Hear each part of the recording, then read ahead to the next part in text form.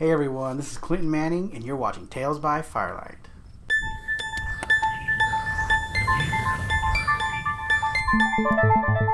In the summer of 1864, on June 27th, just north of Atlanta, Georgia, there was a bloody battle, the Battle of Kennesaw Mountain, where over 4,000 men died.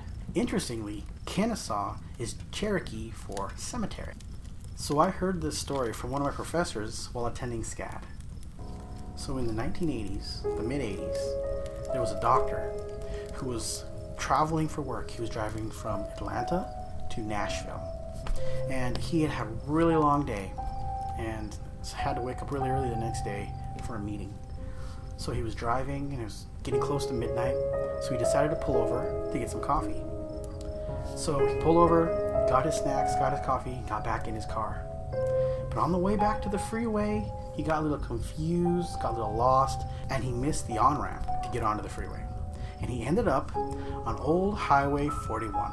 So he was on this old country road, and it was a really nice night. There was a full moon, and he was illuminating the really cloudy night sky, and he could see pretty well. Plus, he had his headlights on. So he was just about to turn on some music when he saw two men standing on the side of the road, and they looked like they were hysterical. They were freaking out, like by their movements. So as he got closer, he slowed down, and he looked out the window as he was driving, and he saw them. They weren't waving him down or anything, but he saw them, and he felt compelled to stop and help them, because after all, he was a doctor. So he stopped the car, walked over to them, and said, asked them, is there anything I can do to help?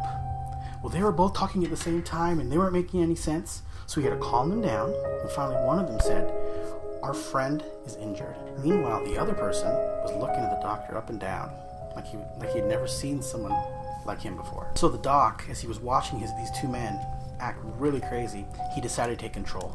So he interrupted them and said, okay, you go back in with your friend, you come with me, we're going to get some medical supplies. So they hurried back to his vehicle, opened the trunk, and grabbed his bag and other supplies. And they rushed to wherever his friend was. When they got there, luckily it was a full moon, there was decent visibility, and he found a man that was in really bad shape on a makeshift stretcher. So he got on his knees, opened his supplies, and he got to work.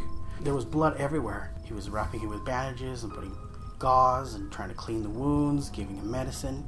And while he was doing this, the man was looking up at him, this injured man, and he looked really scared of him. But a few seconds went by and he began to have a really nice, calm, almost euphoric look on his face. And he said to the doctor, I've never seen an angel before. Thank you for saving me. And the doctor just continued working as fast as he could. Meanwhile, his friends were both freaking out. At that moment, the doctor smelled a really strong odor of rotting flesh and gunpowder. It seemed like it was in all directions. So as he continued to work, the man who was on the ground, very wounded, looked like he was losing way too much blood. So the doctor decided, we got to get this guy to the emergency room. So he asked one of the other men to help him, and they both stood up.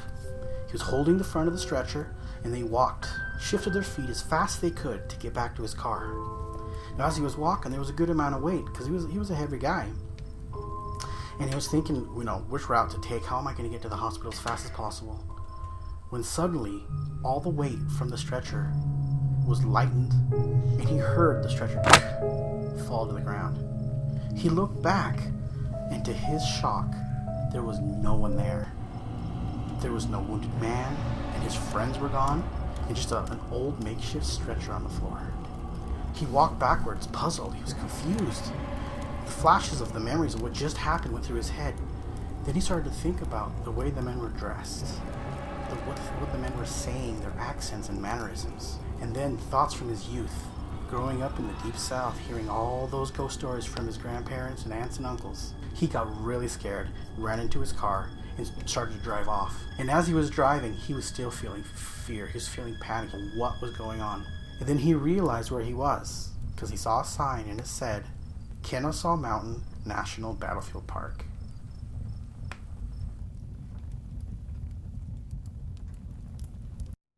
Hey everyone, thank you for watching Tales by Firelight. So if you'd like to follow me on Facebook, follow me See First.